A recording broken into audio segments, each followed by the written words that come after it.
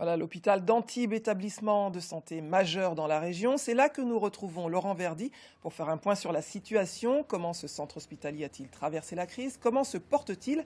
Vous avez pris le pouls, Laurent. Oui, Florine, l'hôpital français a traversé difficilement cette crise. On l'entend chaque semaine dans le discours des soignants et des représentants syndicaux de l'hôpital. Chez les patients que nous avons pu rencontrer ce matin devant l'hôpital d'Antibes, le discours est beaucoup plus enthousiaste. Je vous propose d'en écouter quelques-uns interrogés avec Audrey Lally. Très bien, on est bien accueillis et apparemment il n'y a pas de souci, tout va bien. Toutes les spécialités sont bien représentées, les gens sont très gentils et les hôpitaux fonctionnent plutôt bien. C'est gênant parce que quand vous arrivez à l'accueil, vous êtes mal prise. Des fois, ils sont gentils, des fois... On m'a tout bien expliqué, la prise en charge a été au top, et voilà.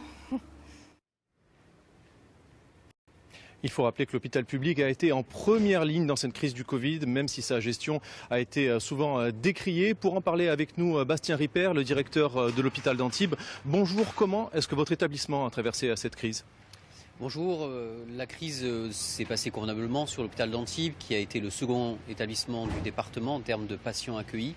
Donc, néanmoins, aujourd'hui, il faut se poser effectivement les éléments qui permettent d'améliorer notre situation. Et c'est vrai qu'il y a deux points sur lesquels il faut qu'on soit meilleur. C'est la question donc, du nombre de professionnels de santé au sein de l'établissement, mais également le nombre de lits ouverts permettant d'être encore plus performants. C'est un peu le nerf de la guerre en termes de nombre de lits. Vous en avez perdu, vous en avez gagné. Quelle est la situation aujourd'hui ?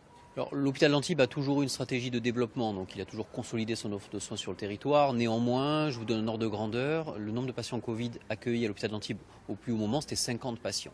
Donc c'est-à-dire 50 lits dédiés à cette prise en charge. Donc ce que nous travaillons aujourd'hui, c'est d'essayer d'augmenter notre offre et cette année, nous allons créer 35 lits pour essayer d'améliorer globalement la réponse de l'établissement à tous les scénarios possibles, notamment liés à la crise. Il y a des aides pour les établissements hospitaliers, cela se passe dans le cadre du Ségur de la santé. Est-ce que vous avez été aidé et si oui, à quel niveau ?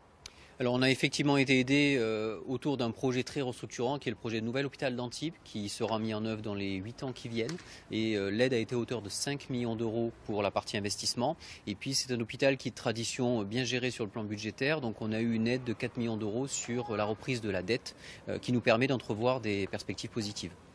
En quelques mots, pour que les Antibois qui nous écoutent puissent bien comprendre, qu'est-ce que c'est ces nouveaux projets ? Alors nous, c'est très simple. On a aujourd'hui une ambition très forte, c'est de reconstruire 3 bâtiments qui vont permettre de faire de cet établissement un établissement qui va pouvoir répondre aux défis de demain. Donc la psychiatrie va être reconstruite totalement. Et puis nous aurons également une rénovation des blocs opératoires, des urgences pour les agrandir, puisque ça a été un des points effectivement perfectibles que nous devions mettre en œuvre. Et puis un institut médico-chirurgical qui va permettre de regrouper en un même lieu toutes les activités à la journée.